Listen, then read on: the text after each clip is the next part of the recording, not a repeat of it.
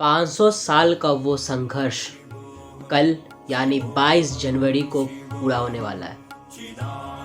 500 साल का वो वेट, 500 साल का वो इंतज़ार कल समाप्त होने वाला है। और कल यानी 22 तारीख को, 22 जनवरी को श्री राम अपने अयोध्या वापस आ रहे हैं। और ऐसे में जब श्री राम अपने घर वापस आ रहे हैं, अपने अयोध्या वापस आ रहे हैं, तो हम लोग जो उनको अपना आइडल मानते हैं, उनको अपना भगवान मानते हैं, और वो जो नारायण अवतार हैं, जो धरती पे अपना जीवन बिता के जा चुके हैं, उनसे कुछ तो सीखना चाहिए। तो आज की इस वीडियो में आप लोग को बताऊंगा कि क्या वो 3 चीज़ है जिससे हम लोग श्री राम जी जैसे तो नहीं, लेकिन श्री राम जी से कुछ सीख के उनके पैरों की धूल तो बनी सकते हैं। सो फ्रेंड्स, वीडियो में आगे बढ़ते हैं और जानते हैं इस सत्य के बारे में और अनवेल करते हैं इस सत्य को। So friends, let's dig out this सत्य।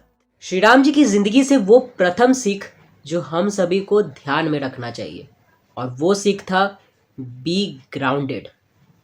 जी हाँ, वो श्री राम थे, ये हम लोग को मालूम है, वो नारायण अवतार थे, ये हम लोग को मालूम है, लेकिन उनके लिए वो केवल एक मनुष्य थे। उनको ये नहीं मालूम था कि वो नारायण अवतार हैं, लेकिन उन्हें ये जरूर मालूम था कि वो किस वंश में जन्म लिए हैं। वो रघुवंशी थे, वो सूर्यवंशी थे, और वो उस वंश से बिलोंग करते थे जहां भागीरथी जैसे महान पुरुष जन्म लिए थे। जी हाँ, भागीरथी वो जिन्होंने माँ गंगा को धरती पे लाया था। जी हाँ, लेकिन उनके मन में इसके लिए बहुत सम्मान था, लेकिन उस वंश में जन्म लेने का उनमें गुरूर नहीं था। वो जिनसे वे मिलते, उनसे वो बहुत ही प्रेम पूर्वक मिलते थे, और यही कारण था कि माँ शबरी के झूठे बेर को उन्होंने खाया था। ऐसे थे हमारे मर्यादा पुरुषोत्तम श्री राम। इसी के साथ साथ दूसरा वो महत्वपूर्ण सीख जो हम लोग सभी को अपने दिमाग में जरूर रखना चाहिए, और वो सीख है रिस्पेक्ट वीमेन। लड़कियों की, औरतों की इज्जत करना। जी हाँ, एक बार की बात है जब श्री राम ने रावण का अंत कर दिया था।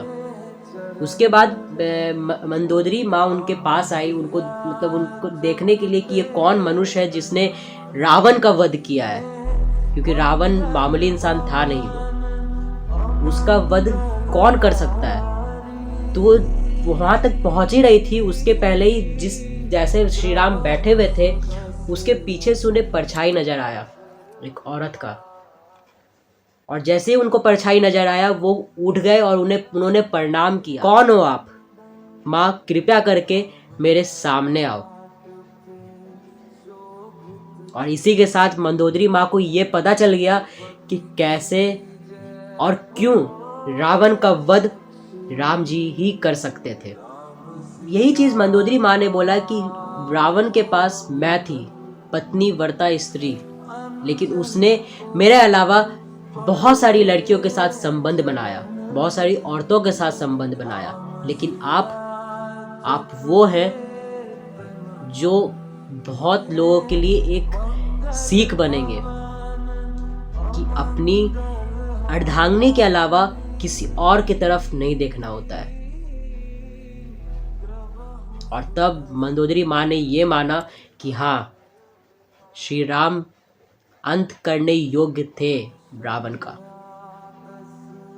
ऐसे थे हमारे मर्यादा पुरुषोत्तम श्री राम। तीसरा और अंतिम सीख जो हर इंसान को अपने जिंदगी में उतारना चाहिए, और वो सीख है डिटैचमेंट। क्योंकि श्री राम बहुत ही वैभवशाली जिंदगी जिए थे। वो प्रिंस थे अयोध्या के, वो राजकुमार थे उस राज्य के जिसको हराना मुश्किल क्या, नामुमकिन था।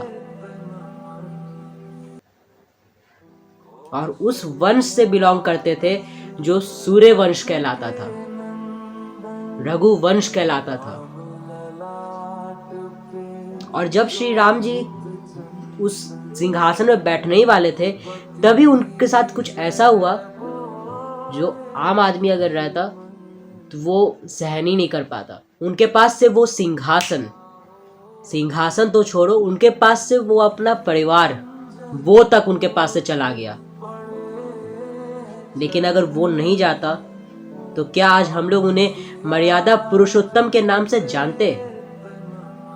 क्या हम लोग मर्यादा पुरुषोत्तम उन्हें कहते? क्या रावण का अंत हो पाता? बिल्कुल भी नहीं। तो कभी कभी कुछ चीजों को लेट गो कर देना चाहिए, कुछ चीजों से डिटैच हो जाना चाहिए, क्योंकि हो सकता है आपके लिए फ्यूचर में कुछ ऐसी चीजें रखी हुई हो जो आपके दिमाग को अभी समझ नहीं आ रही। और वही श्री राम जी ने किया। श्री राम जी ने अपना वो लैविश लाइफ, वो वैभवशाली जिंदगी को छोड़ने के पहले एक बार भी नहीं सोचा। ये डिटैचमेंट चाहिए हम लोग को। हम लोग आज कुछ भी चीज करते हैं उससे इतने अटैच हो जाते हैं कि हम लोग को स्पिरिचुअलिटी की तरफ दिमाग ही नहीं जाता, जो हम लोग के लिए बहुत गलत साबित हो रहा है। और अगर हम लोग को भगवान श्री राम जी को कुछ उपहार देना है 22 जनवरी के शुभ अवसर पे, तो इससे बड़ा उपहार नहीं होगा कि उनके जैसे थोड़े से तो बने। क्योंकि हम लोग जिस भी इंसान को अपना इंस्पिरेशन मानते हैं, उनके जैसे बनने की ट्राई करते हैं। वो चाहे एक्टर हो, वो चाहे कोई भी हो। और उनके जैसे बन के हम लोग सही नहीं कर रहे, क्योंकि वो दिखावा है। वैसे वो एक्चुअल में नहीं होते। लेकिन श्री राम, उनका तो पूरा लाइफ हम लोग के सामने है। एक्टर और एक्ट्रेस से इंस्पिरेशन लेने से अच्छा कि हम लोग भगवान से इंस्पिरेशन ले, जो इस जिंदगी को जी के गए हैं, वो ज्यादा सही होगा। सो फ्रेंड्स, अगले वीडियो में मिलते हैं। Till then, bye bye and take very good care of yourself. जय श्री राम, जय हिंद, जय भारत।